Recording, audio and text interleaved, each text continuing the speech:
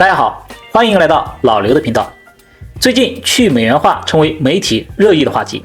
由中国、俄国、巴西、印度、南非组成的金砖5国准备研究成立金砖货币交易系统。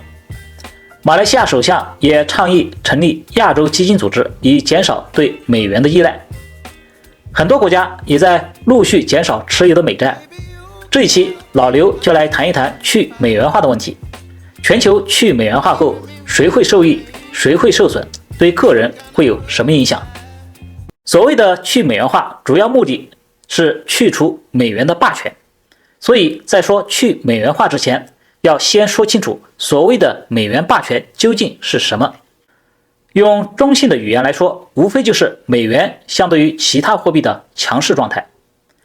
具体来说，就是美元是国际上最主要的国际贸易的结算货币，也是很多国家最主要的储备货币，是事实上的国际通用货币。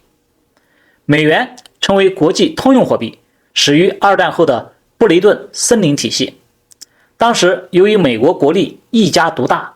很多国家战后都需要美国的经济援助，需要一种通用货币，方便协调国际收支。而美国黄金储备丰富，所以布雷顿森林体系将美元和黄金挂钩。后来在1973年，布雷顿森林体系崩溃，美元和黄金脱钩。但是脱钩以后，长久以来美元的强势地位仍然得以维持。如果说布雷顿森林体系下美元成为国际通用货币是各国基于综合国力的政治选择的结果的话，相对而言，如今的美元体系更多的是一个基于综合国力的自由市场选择的结果。当然，这其中也有一定历史惯性的影响。一个常见的论调是，美元得以保持强势地位，是因为后来美元又和石油挂上了钩，有石油美元的说法，最近又有芯片美元的说法。其实这些都是以偏概全，过于简单粗暴的归因。客观的说，美元强势地位的根本原因不在于黄金，不在于石油，也不在于芯片，而在于美国的综合国力和长久以来的品牌信用。在一个自由市场经济中，全球天然的会趋向于使用一种通用货币，这是经济规律，因为这样可以节省大量的交易成本。一个自由市场必然会选择市场中相对来说最强势的货币来作为通用货币。美元的信用体系是建立在法治基础上的规则和美元市场的深度和广度所共同形成的。很多国家眼红美元的地位，各种批判美元霸权的声音不绝于耳，但是实际上各国也没有什么更好的选择来取代美元。国际贸易中使用美元交易的本质是用美元的信用为交易做担保，因为美元相对来说币值稳定，流动性强，使用美元交易可以最大限度地规避汇率风险，降低交易成本。在两个国家的互相贸易中，如果一国出口较多，对另一国出现贸易顺差，这时顺差国如果过多的持有对方国家的货币，往往不是一个好的选择，因为顺差意味着这个国家已经不需要从对方国家进口更多的商品了，所以过多的持有对方国家的货币意义不大。更好的选择是将顺差的部分转化成一种国际上更通用的货币，可以用于购买第三国的商品。顺差国积累的货币多了，还有储备货币投资增值的需要。美元成为很多国家最主要的储备货币，不仅是因为美元币值稳定，流动性强，还因为用美元可以投资美债、美股，分享美国的经济红利。由于美国的经济实力，美债和美股一直是一个国际上相对来说收益最稳健的投资市场。与其说是黄金美元或石油美元，不如说是债券美元造就了美元的地位。一个重要的原因就是美国的科技创新能力。我们看纳斯达克市场上，在各个领域几乎所有先进的涉及到科技范式更新的技术都出现在美国。可以预见，只要美国还不断有创新能力，国外资金流向美国资本市场的趋势就不会终止。各国央行和富豪偏爱持有美元、美债，不是美国人逼的，而是各国资本符合经济规律的趋利避害的自然选择。从根本上说，是美国的国力决定了美元较好的信用，而不是反过来。不是因为美国用霸权推广美元，才使美元成为一个主要货币，才造就了美国的经济地位的。国际上另一个常见的论调是，美国通过所谓的美元霸权在全世界割韭菜，通过印美元无偿地占有别国的财富，收取所谓的铸币税。这种论调是否符合实际呢？这其实没那么简单。实际上，美元作为国际通用货币，对美国自己是既有利也有弊。先来说利益，强势美元对美国来说，最主要的利益其实是在政治层面，而非经济层面。比如，美国控制着美元结算系统，所以它可以随时切断其他国家的美元结算通道，这里面就有巨大的政治利益。然而，在经济层面，强势美元对美国自己的经济可以说是把双刃剑，利弊各半。到底是利大还是弊大，其实很难说清。强势美元大大促进了经济全球化，强化了不平衡的国际分工，使美国的经济结构高度金融化。一方面，强势美元促使全球的金融资本向美国集中，相当于各国都向美国投资，使美国得以拥有全球的储蓄来投入高科技研发，这有利于保持美国在技术上的比较优势。但是另一方面，强势美元也造成美国本土产业资本的大量外逃和长期的贸易逆差，导致美国的产业空洞化。世界各国为了赚取美元，都会想方设法把自己的商品以低价出售给美国，导致美国的企业大量倒闭，击垮了美国的产业，导致工人大量失业，引发社会危机。简单的说，在强势美元中获利的是华尔街的金融资本集团，受害的是美国国内的实业企业和普通民众。还有一种说法是，美元霸权使得美国在本国发生经济危机时，总是能够通过自己的货币政策来向全世界转嫁危机。这点似乎不可否认，但是这也要从两方面看。在没有经济危机时，各国加入美元体系，共享美元的信用红利，对各国政府和华尔街来说是一个双赢的局面。二战后，很多发展中国家都通过加入美元体系，通过向美国大量的出口贸易实现了经济腾飞。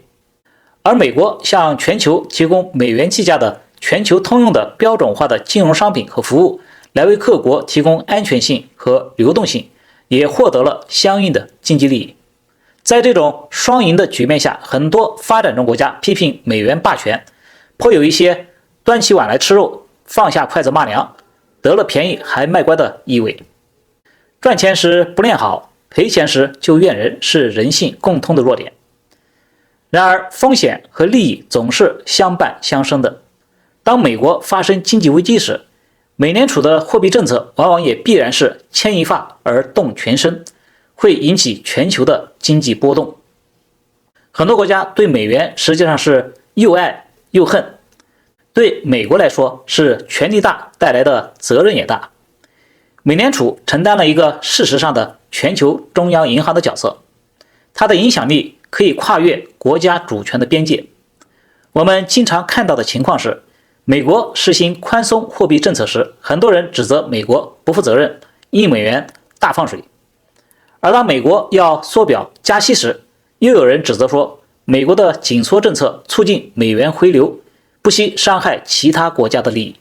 美国是怎么做都不对。其实很多由此带来的各国的外汇危机，主要是由于美国的经济周期和别国的周期不同步所导致的。美国制定货币政策主要是按照美国的通胀指标、经济情况等来决定是加息还是减息，是缩表还是扩表。它没有足够的能力和意愿来兼顾各国的情况。当美国的货币政策处于扩张周期时，大量资本流向全球，就可能会推动别国的资产价格泡沫。而当美国货币政策进入收缩周期时，资本回流美国，又可能把资产价格崩盘的恶果留给别国。这是把一个国家的主权货币作为国际通用货币必然会带来的一个难以克服的弊端。直观的表现就是全球经济都会受到美国国际收支状况和货币政策的影响，这就使很多国家产生一种被美元霸凌的感觉。在这种不平衡的货币体系下，长久以来，从1970年代开始，就不断有人提出要挑战美元霸权。最早提出的是法国总统戴高乐，此后每隔一段时间，每经历一次经济危机，就会有人提出美元霸权崩塌的预言。但半个世纪过去了，美元历经风浪依然不倒。从长期看，美国在印美元的问题上，或者说在稳定美元币值的问题上，相对来说做的还是不错的。从1990年到2020年的这段时间内，美国的通胀率一直在 2.5% 左右，处于一个比较合理的范围。美国目前的美元货币总量 M2 是21万亿，只占了美国 GDP 总量25万亿的 84%。相比来说，中国人民币货币总量是275万亿，达到中国 GDP 总量120万亿的2倍以上。美元印钞并不比其他国家多，所以美元贬值也并不比其他国家的货币多。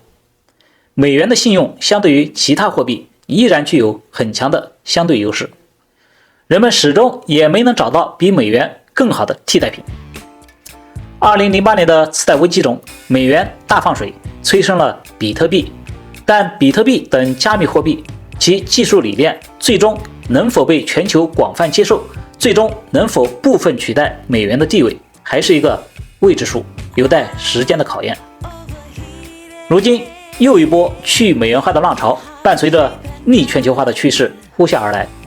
然而从全球范围来看，目前还没有任何一种其他货币能够取代美元作为国际通用货币的地位。美元长久以来的经济地位也不是政治力量能轻易改变的。在这种情况下，去美元化的本质就是去全球化。可能的结果就是本来的全球统一市场会被分割成一个个小圈子，每个小圈子选择自己的主导货币，比如中俄包括金砖5国的小圈子用人民币，欧盟小圈子用欧元，小圈子之间可通过以货易货的方式，或用黄金进行贸易。世界可能会因此更多的走向地缘政治化，甚至可能会形成一种实物货币和信用货币共存的局面。明眼人不难看出，很多国家搞去美元化算的主要是政治账，而不是经济账。尤其是对发展中国家而言，去美元化意味着主动脱离美元体系，意味着跟世界主要发达经济体系的进一步脱钩，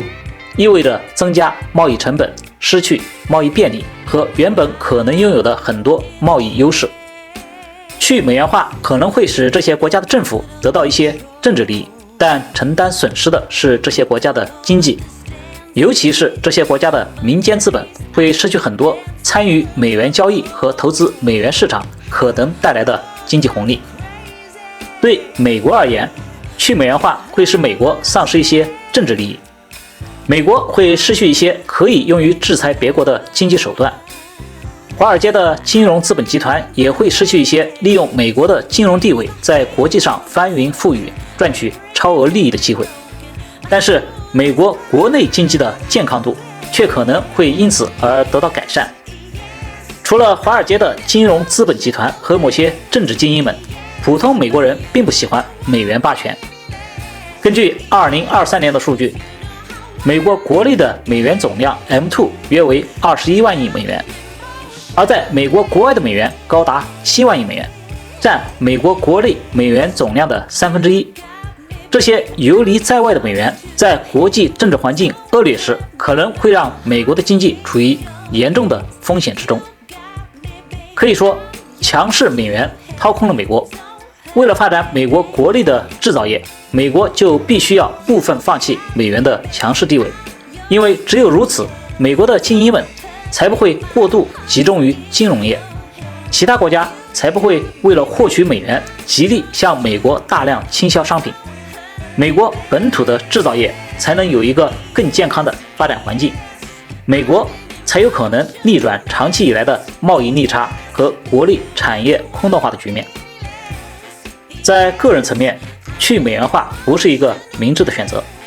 这就和北京的地铁标牌搞去英语化，转而使用汉语拼音一样，是类似的自欺欺人的行为。去英语化伤害不了英语的地位，伤害的只是自己和先进文化交流的机会。个人去美元化伤害不了美元的地位，伤害的只是自己的经济利益。我是老刘，我喜欢用简单的话说复杂的事。感谢大家的点赞、留言、订阅、转发，谢谢大家。